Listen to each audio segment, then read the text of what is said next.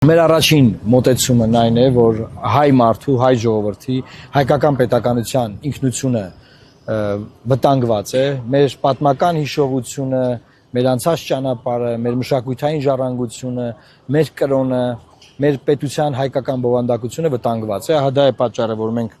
վտանգի տակ ենթարկված մեր սիմվոլները մեզ հետ անպայման մեզ հետ ունենում ենք եւ քաղաքացիները գալիս նկարվում են, տարածվում է դրանով, բայց քաղաքական իմաստով նաեւ մենք ուղերձ ունենք, որ ասում ենք, որ ոչ մի ուժ չպետք է ունենա բացարձակ իշխանություն։ Մենք ժողովրդին կոչ ենք անում, որ ընտրությունների միջոցով այնպես իր քվեարկությունը կազմակերպի, որ Հայաստանում որևէ ուժ այլևս բացարձակ իշխանություն չունենա։ Մենք տեսել ենք բացարձակ իշխանություն մինչև 18 թվականը, մինչև հեղափոխությունը, մենք տեսնում ենք 18 թվականից մինչև 26 թվականը։ Եվ մենք գտնում ենք, որ խորհրդարանը պետք է ձևավորվի մի խումբ, մի շարք ուժերից այնպես, որ ոչ մի ուժ չունենա 50 գումարած մեկ ձայն եւ կոմպրոմիսներով ընտրվի Հայաստանի Հանրապետության վարչապետ, որը նախկիններից չի, ներկաներից չի,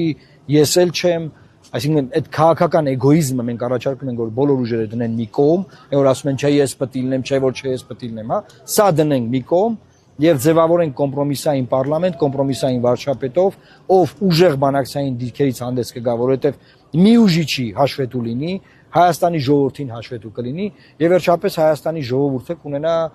մի պարլամենտ, որը ներկայացնում է իր բազմաթիվ տարբեր շերտերը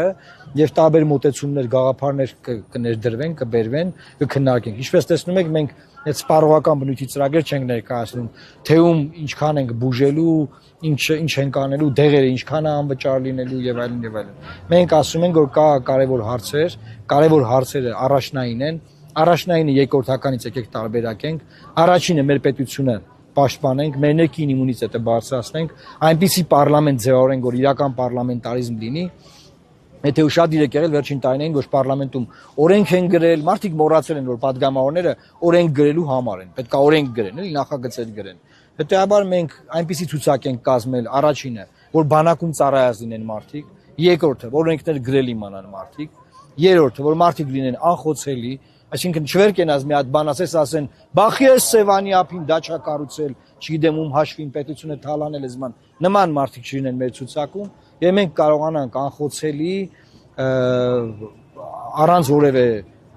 կանխարգելիչ մեր դեմը կանգնող որևէ բաների կարողանանք մեր ծրագրերը, մեր մոտեցումները առաջ մղել, ինչպես միշտ ենք արել ըստ էության։ Պարոն Հարոկյան, կոմպրոմիսի ասում եք։ Այո։ Ինչպես եք դա պատկերացնում, երբ ամեն քաղաքական ուժի, այսպես ասած, ամբիցիաներ ունի, այսպես ասած, հակառակ բևեռներում եք գտնվում եւ այլն։ Շատ լավ հարց եք տալիս։ Ասեմ, տեսեք, ով որ առաջարկում է կոմպրոմիս, նա առաջին ինքն է գնում կոմպրոմիսի, ճիշտ է։ Ես երբ որ առաջարկում եի, որ մեկ ցուցակով հանդես գան ընդդիմությունը, որ լինի օրինակ Նիկոլ Փաշինյան եւ մեկ ընդդիմադիր ցուցակ։ Ես այդ առաջարկը վարում եմ, ասում եմ, ես պատրաստ եմ չլինել այդ ցուցակը։ Ես ինձ զոհաբերում եմ, չեմ լինելու։ Եվ այդ առաջարկը ներկայացրեցինք, բանակցեցինք, բան տեսանք, որ մարդիկ իրենց անձնական էգոիզմը չեն կարողանում մի կողմ դնել, եւ ասացինք, եթե մասնակցեն բոլորը, դե բնականաբար մենք մեր ծրագրով կմասնակցենք։ Հիմա էլ նույն կերպ առաջարկում եմ, որ կոմպրոմիսային, որ ասում են կոմպրոմիսով վարչապետ ընտրվի, մենք այդ թեմայի մեջ չենք առաջադրում վարչապետի տեխնացու։ Մենք վարչապետի տեխնացու չենք առաջադրում։ Քարոզարշավի առաջին օրն ասել ենք։ Այսինքն մենք մեր անձնական էգոիզմը արդեն մի կողմ դրած ենք բանակցում մյուս ուժերի հետ։ Ուղղակի հիմա բանակցել ասելը այնքանով չի տեղին, որ դեռ պարլամենտը չի ձևավորվել։ Եկեք հունիսի 7-ի գիշերը, երբ որ կտեսնենք, որ ուժերով են կանցել խորհրդարան, այդ պայից սկսած այս քննարկումը կգնա, բայց շատ կարևոր է այս գաղափարը մեր ժողովրդի մեջ տարածվի, որ ժողովուրդը տեսնի, որ բանը մաքսիմալիզմով կամ այդ անձնական էգոիզմով տարապողներին ոնց վերաբերվի, էլի։ Սա շատ կարևոր հանգամանք է։ Ասենք մարդիկ ուզում են բացարձակ իշխանություն ունենալ, որը չարիք է, շատ վատ բան է բացարձակ իշխանություն ունենալը։ Դա տեսել ենք, էլի ոնց է եղել։